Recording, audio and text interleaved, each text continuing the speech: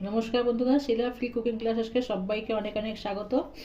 আজকে আমার রেসিপি আলু ভর্তা বা আলু মাখা বা আলু সেদ্ধ, যে কোনো করে বলতে পারেন।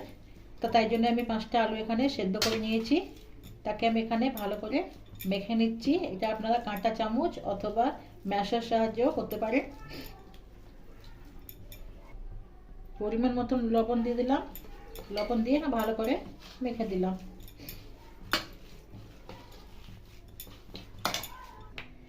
কড়াইতে সরষের তেল দিয়ে দিলাম।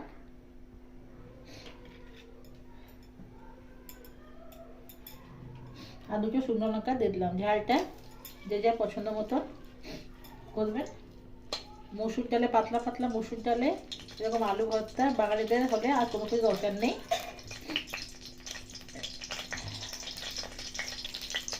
লঙ্কা এখানে ভাজা হয়ে গেছে, লঙ্কাটা আগে তুলে দেবো।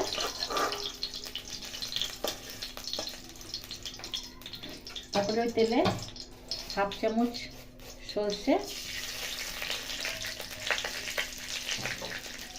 অল্প একটু জিরে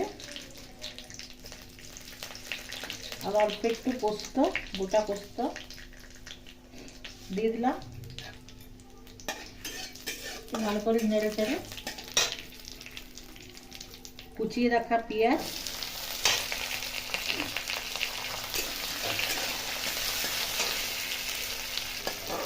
অল্প নাড়াচাড়া করে দিয়ে দেবো অল্প কুচিয়ে রাখা রসুন।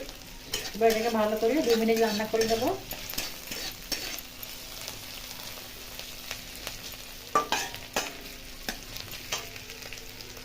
আলুতে নুন দিয়েছিলাম, পেঁয়াজে আন্দাজে অল্প নুন দিয়ে দিলাম। এবার এটাকে ভালো করে একটু বাদামি কালার আসা মতন ভেজে নেব।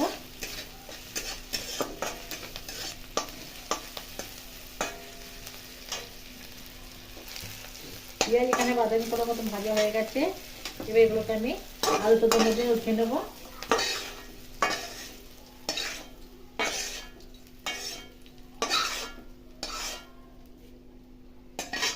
এরপর আগে থেকে মাখিয়ে শুকনো লঙ্কা যে ভেজে রেখেছিলাম তাকে গুঁড়ো করে নিলাম।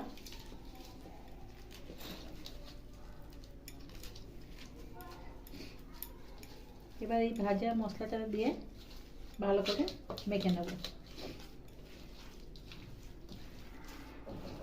পাতলা পাতলা মুসুর ডাল, গরম গরম ভাত আর এই আলু সেদ্ধ হলে আর কোনো কিছু দরকার পড়ে না আমাদের বাঙালি ঘরে।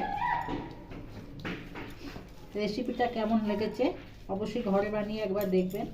ভালো লাগলে লাইক করবেন, বন্ধু বান্ধবের সঙ্গে শেয়ার করবেন, আর আমার চ্যানেলটাকে সাবস্ক্রাইব করে নতুন নতুন ভিডিও পাওয়ার জন্য আমার চ্যানেলটাকে সাবস্ক্রাইব করে দেবেন। ভালো থাকবেন, সুস্থ থাকবেন। আবার কালকে কোনো নতুন ভিডিওর সঙ্গে দেখা হবে। ধন্যবাদ।